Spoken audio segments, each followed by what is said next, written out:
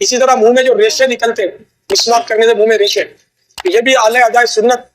کے ریشے، تو اس کو بھی پھینکا نہ جائے،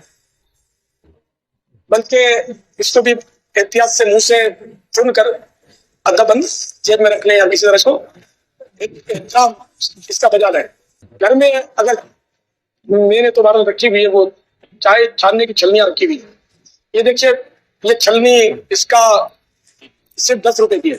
پہلے مہنگائی تھی 10 روپے کی ملی، اب دام کو آگے پیچھے ہوتا رہتا ہے، ہر ملک کا اپنا اپنا دام ہوتا ہے، زیادہ قیمتی نہیں ہے، خرچہ زیادہ نہیں ہوگا، گھبرا ہی نہیں۔ یہ چھلنی جو ہے اس میں مسواک کرنے کے بعد کلی کرتا ہوں، تو کلی کرنے سے منہ میں جو مسواک کرنے اس میں کافی زیادہ دماغ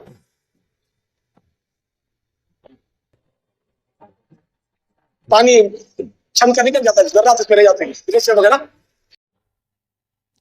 بسم اللہ الرحمن الرحیم، السلام علیکم ورحمۃ اللہ وبرکاتہ۔ معزز سامعین، کلپ آپ نے سنا،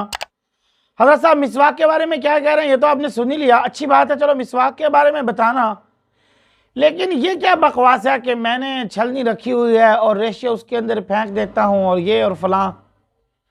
اگر ایسا ہوتا تو نبی کریم صلی اللہ علیہ وسلم اس کے بارے میں بتا دیتے، کیونکہ آپ نے ہر موقع محل کے بارے میں ارشاد فرما دیا، اور قرآن اور حدیث اور اسلام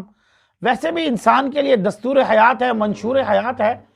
انسان کی پیدائش سے لے کر قبر کی پاتال میں اترنے تک سب کے سب دستور، منشور، قوانین اسلام نے انسان کو بتائے،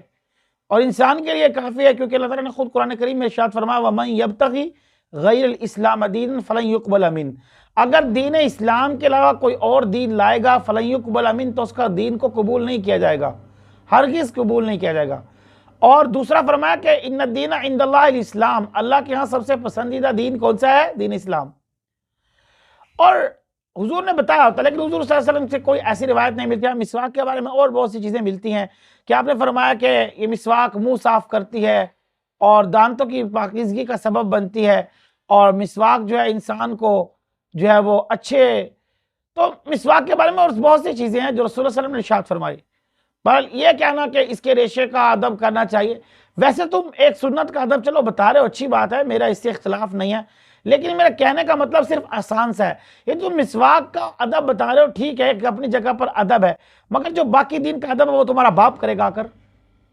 باقی دین کا ادب تمہارا باپ کرے گا آ کر،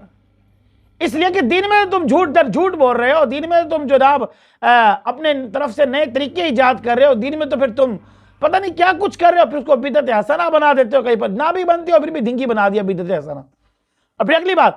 یہ جو جھوٹ سکھایا جا رہا ہے، جو مدینے کا کتا بنا جا رہا ہے، کہ یہ دین ہے؟ واقعات قرآن و حدیث سے متعلق تمہیں جو ہے نا کچھ نہیں پتا، اور تم وہ بیان نہیں کرتے۔ ایک چیز بتا کر تم کیا ثابت کر دیتے ہو کہ ہم بہت بڑے مؤدب ہیں؟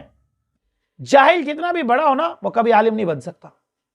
اور ایک چیز کا ادب بتا کر تم مؤدب نہیں بن سکتے۔ الدین کلو ادب، ویسے دین ادب کا نام ہے، کسی پہاڑ بھیڑ بکری کا نام دین نہیں ہے،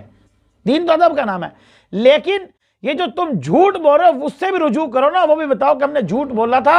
اور ادب اس بات کا یہ ہے کہ سچ بولا جائے، حالانکہ اللہ کے نبی صلی اللہ علیہ وسلم نے سچ کی تعلیم دی ہے، سچ کے بارے میں بتاؤ۔ اور آپ نے فرمایا واللہ، اللہ کی قسم جس کے قبضے قدرت میں میری جان ہے، مومن سب کام کر سکتا ہے مگر جھوٹ نہیں بول سکتا۔ تو آج جو تم نے جھوٹ کا پلندہ باندھا ہوا ہے، کیا وہ صحیح ہے؟